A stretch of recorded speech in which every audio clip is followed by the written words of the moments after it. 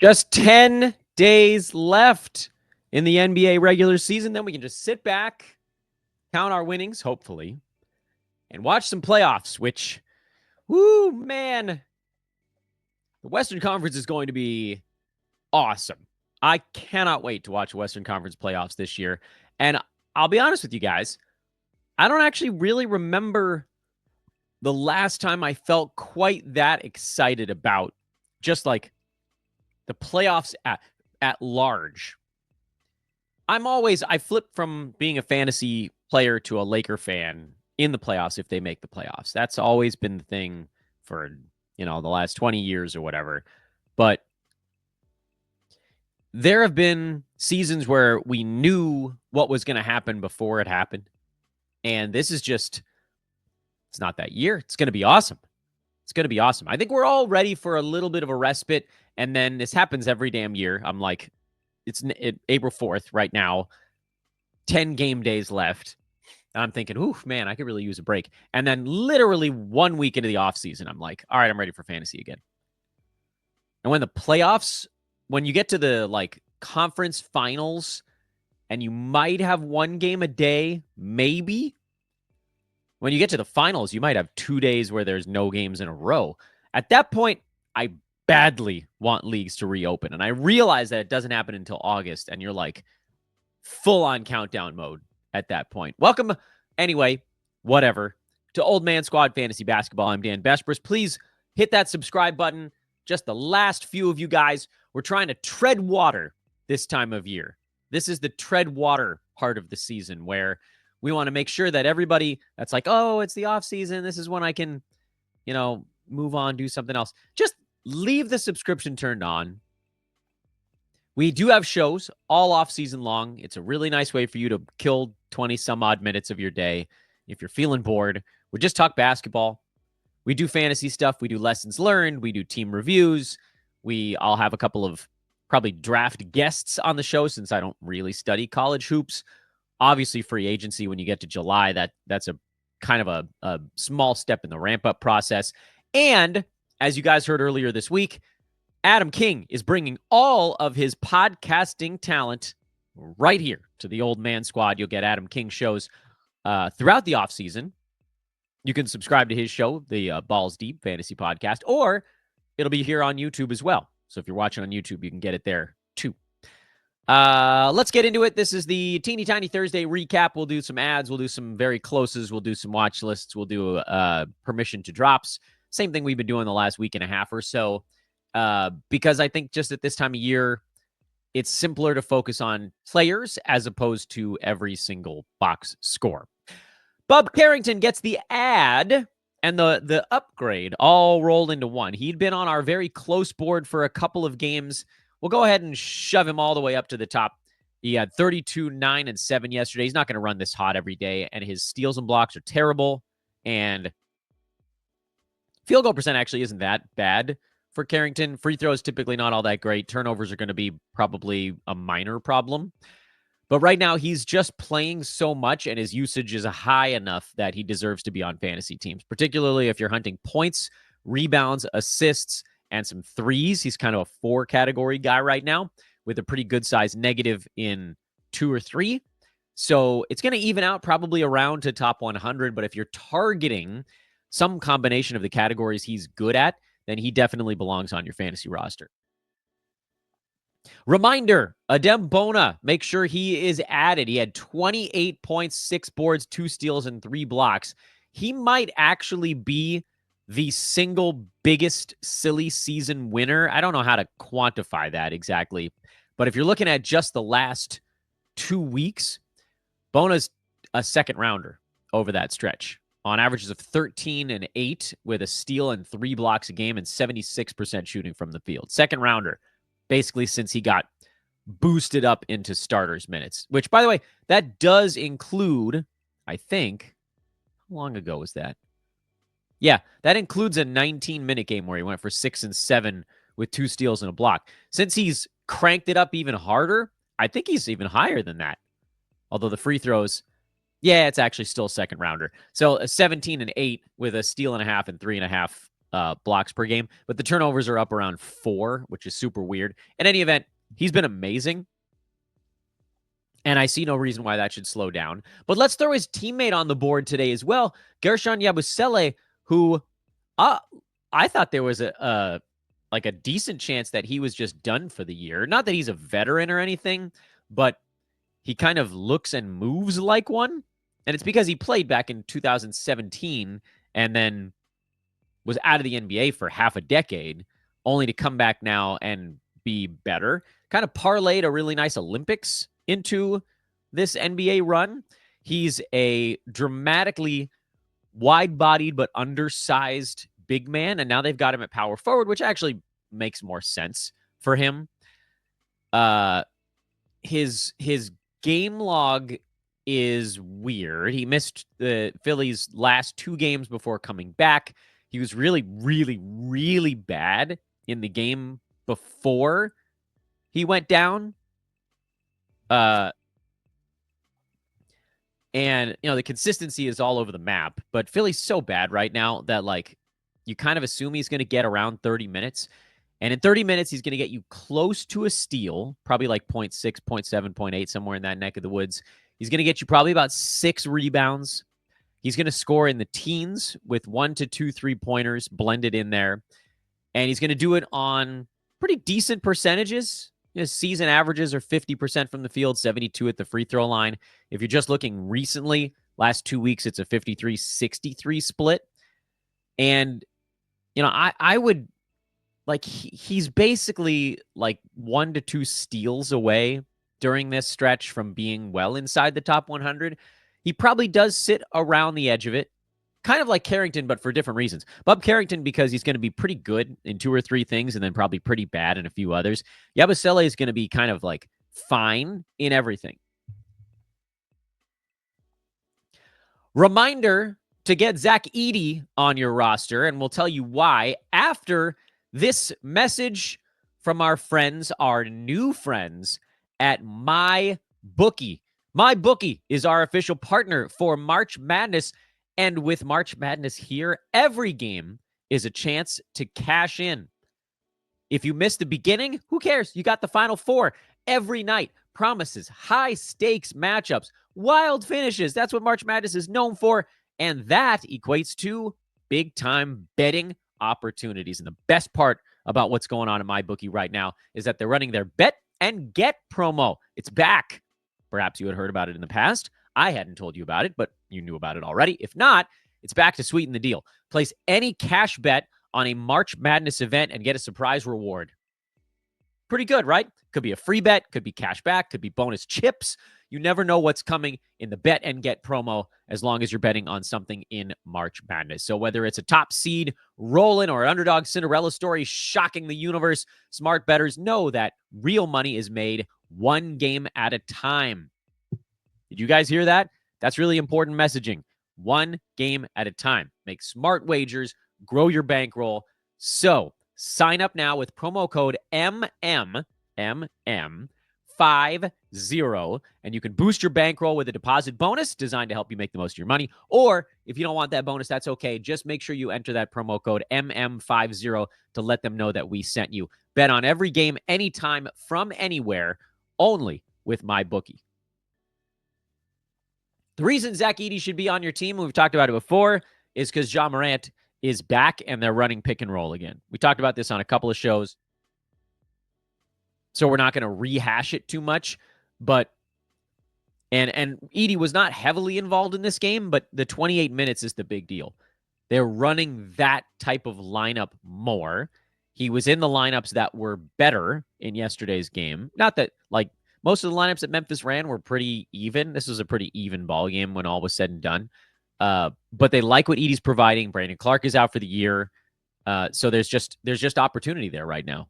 And I think I forgot to mention the Brandon Clark thing on our last Zach Edey breakdown. So there you go. We added something to the mix. Davion Mitchell is on the ads board. I think he was on our last ads board, but he was on the very close list for a while. He's just getting an absolute truckload of bench minutes for Miami right now. And can I promise it's going to last the last 10 days of the year? I can't promise it, but it sure as crap looks like it's gonna. because the dude has played 30 minutes or more in 1, 2, 3, 4, 5, 6, 7, 8, 9 consecutive games. He did miss one in there, I think, with a cold or a flu or something like that. But 9 consecutive games, he's played 30, actually 32 minutes or more, if you really wanted to get punitive about it. They don't call him pedantic for nothing. He has steals in 8 out of those 9 games. He has multiple steals in 5 of those 9 games. He has 6 assists or more in 5 of those 9 games. And he scored in double digits in 8 of those 9 games as well. Three-pointers kind of come and go a little bit. And you can see, I mean, you can do the little like, okay, what has he done basically over the last 2 weeks? That's a reasonable microcosm of what he's been for Miami lately. That's 34 minutes a game for Davion over the last 2 weeks, shooting 49% from the field, 71 extremely low volume free throws, 2 threes, 12 points, 6.5 assists, 1.7 steals, 2 turnovers, and 3 rebounds a game. That's good enough for top 80. That's 7th round value, and that's pretty sustainable. You might see the field goal percent come down a little bit. You might see the free throw percent tick up a little bit.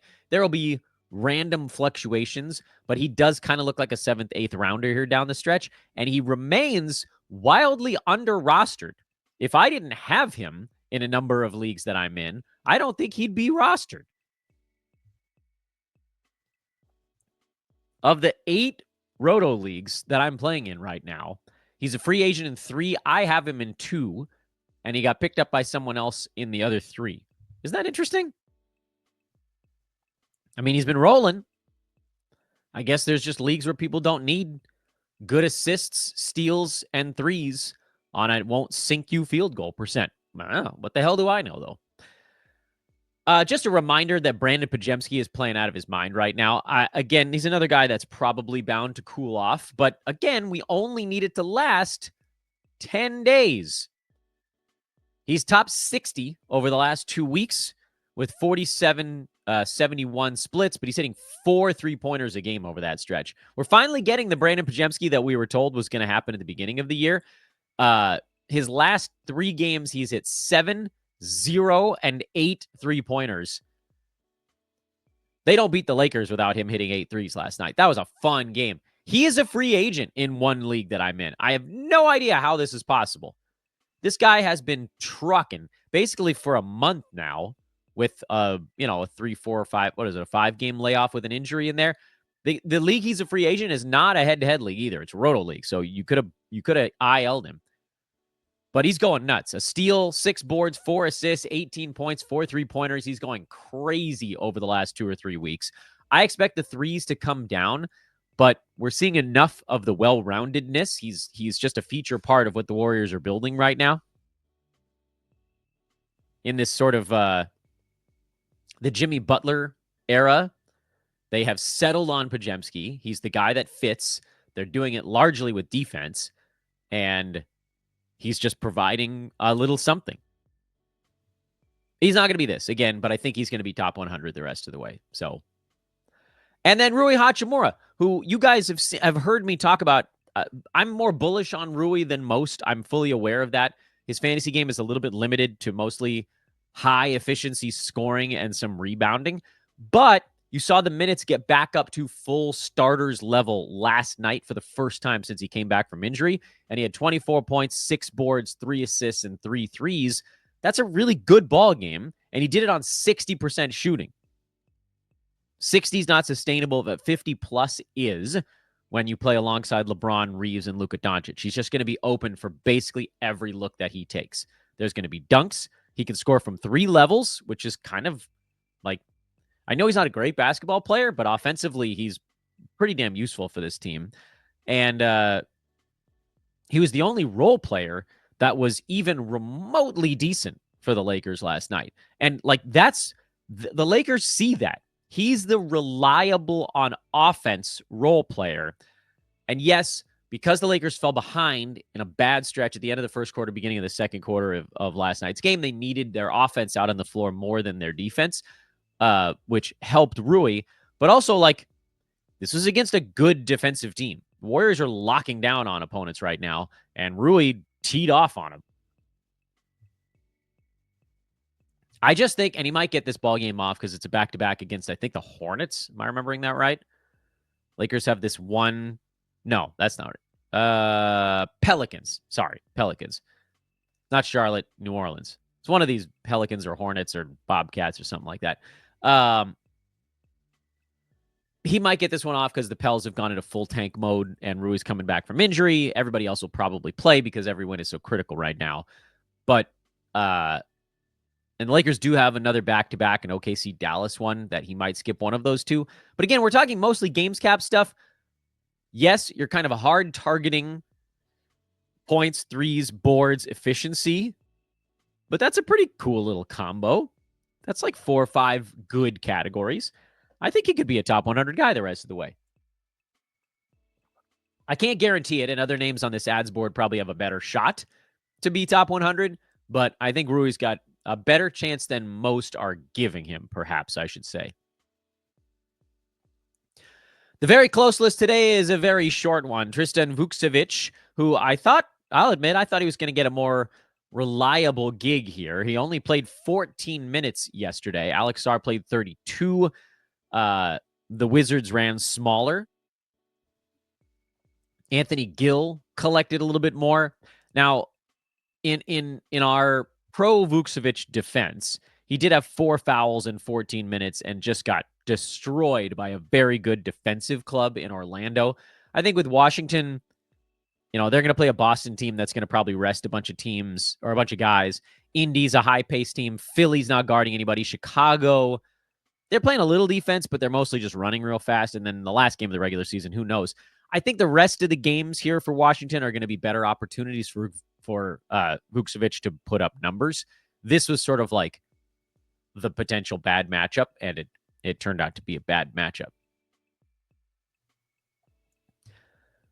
You can go ahead and drop Lonnie Walker, by the way, in Philadelphia. He got pushed hard to a bench role because the starters basically played the entire ball game for the Sixers. Quentin Grimes, obviously, he's been on rosters for a long time, so he's not even on our list. I put Jared Butler and Justin Edwards here on the very close and watch list, respectively. I prefer Edwards because he has the higher rebounding and defensive stat upside. But if you need assists and threes more, Jared Butler would be the way you'd lean. I just think, if I'm going to grade these guys out by whether or not I think they can get inside the top 100, I think Justin Edwards has a better shot to beat that. But again, at this time of year, you should be looking at your Roto standings and you should be saying, all right, well, here's the 2 or 3 categories where I have the best shot to make up ground. These are the specialists that I want to go for. So think about most of your ads more on what categories the players do and less about what their rank is going to be when they on their way to it. Other than, someone obviously like a Brandin Podziemski who's just been really, really good. Almost every team could use him in fantasy right now unless you only needed percentages. In which case, allow me to present to you a Rui Hachimura. I also have Santi Aldama on the very close board. I've said it probably about 25 times throughout the course of this season. I have no idea what Aldama is going to do on a night-to-night basis, but at the end of the month, he's going to be right around 100 to 110, and that's useful. He's a little bit of many things. He's kind of like a poor iteration of Podziemski right now because he'll get some points, some threes, some boards, some assists, some steals on probably not great percentages. It's just that lately Podziemski's been more reliable. They're I think, similar builds for stat set, even if they're not very similar in actual stature.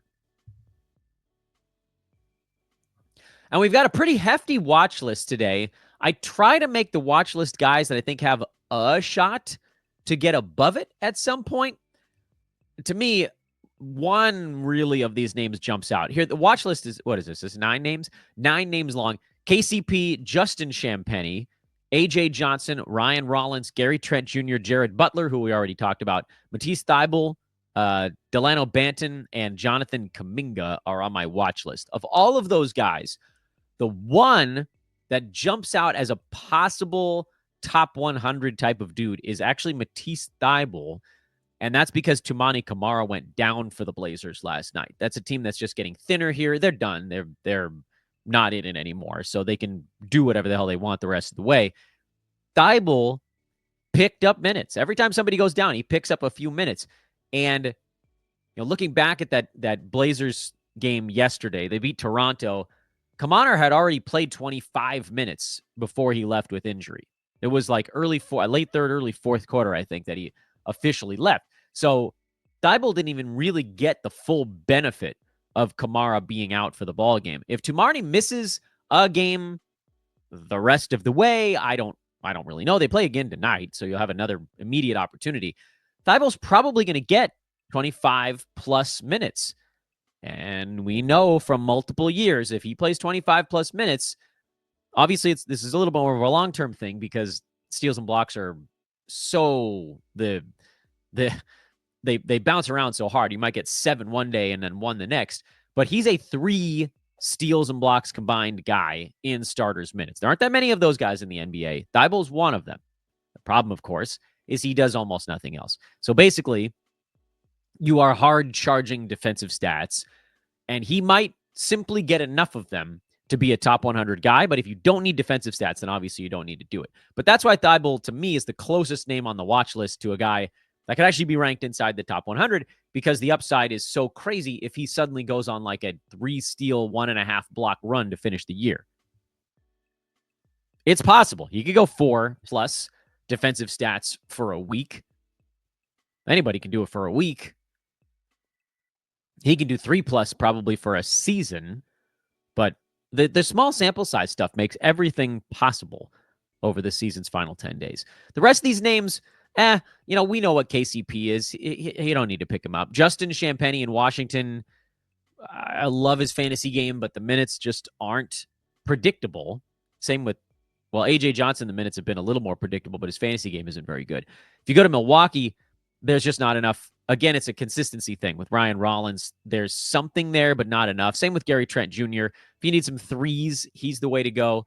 We talked about Jared Butler already. Banton in Portland, he was one of the silly season megastars last year and playing 37 minutes like he did last night. And again, it requires that both Anthony Simons and Scoot Henderson are out, which they were again. But if that happens another time and you need points, because that's what Banton does, not much else, he would be your he could be a premier points streamer. And then Kuminga, I don't think he plays this well most games. He kind of got cooking against the Lakers. A lot of stuff was going down. His decision-making was good. His rebounding was good. He was getting whistles. I mean, it was the whole thing. And I think that was just everything kind of coming together. He was part of a unit that was winning. It was part of that weird Lakers unit. That was like Luka and a bunch of guys that can't score. And it flopped hard. And then I offer you this permission to drop. It is not a name, but a place. You may drop Brooklyn. I have hated handicapping the Nets basically since a week after the trade deadline because they played D'Angelo Russell for a week. That was actually pre-deadline. He got traded pre-deadline. There is no consistency at all to that Brooklyn Nets team. Nick Claxton had a pretty good ball game yesterday. I mean, the guy that we all wanted to step up was Daron Sharp, but he's been out with injury for a little while now. They played every single dude on the roster some amount of minutes, like enough for them to be, except for D'Angelo Russell, who was absolutely terrible. And then 20 guys all played 20 minutes apiece. Absolutely terrible. You could probably drop the entire team if you wanted to hang on to Claxton and Cam Johnson a little bit longer and just hope that, Claxton's mostly playing. I hope that Cam comes back. Sure, whatever. But they're in. This is the most annoying tank mode of all. If you're going to tank, just pick 5 guys and play them the whole game. Pick 5 terrible players and play them the entire thing. What's Brooklyn trying to do right now? They're not going to pass the Sixers in bad recordum. Sixers are 2 games worse than Brooklyn. The Nets are locked in to whatever that is. 7th worst record? I think it's 7th worst record in the NBA. I don't think that's changing over the last week. I don't think the Raptors are going to lose enough to pass them. And then, the Sixers are the only one that's mathematically within reach, basically. And Philly's going to make sure they lose every damn game the rest of the way. So Brooklyn, just Just pick a few guys and roll with it. Please, Lord, give us something to do with your team on the fantasy side. Nah, it's not going to happen.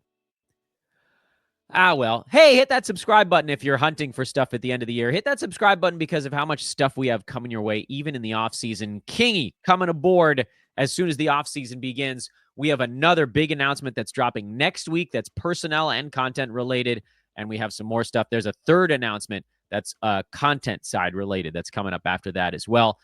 Subscribe so you can get Brenton Eckersley's DFS shows. Subscribe so you can get intermittent baseball shows from Joe Orico. Subscribe because it's the right thing to do. Hit that like button on the way out. 5-star review if you could. I'm Dan Besbris on Twitter at Dan Besbris. Old Man Squad is the network feed on Twitter. It's also my account on Blue Sky if you want to follow over there. And I think that's it for the day. So, in conclusion, this essay, enjoy your Friday, everybody. I don't know that we're going to have a pod over the weekend. My wife is going out of town for a medical conference, and that means that I'm going to be buried in the chaos of young boys over here. Don't worry. They're my children. See you guys soon, everybody. Good luck this weekend.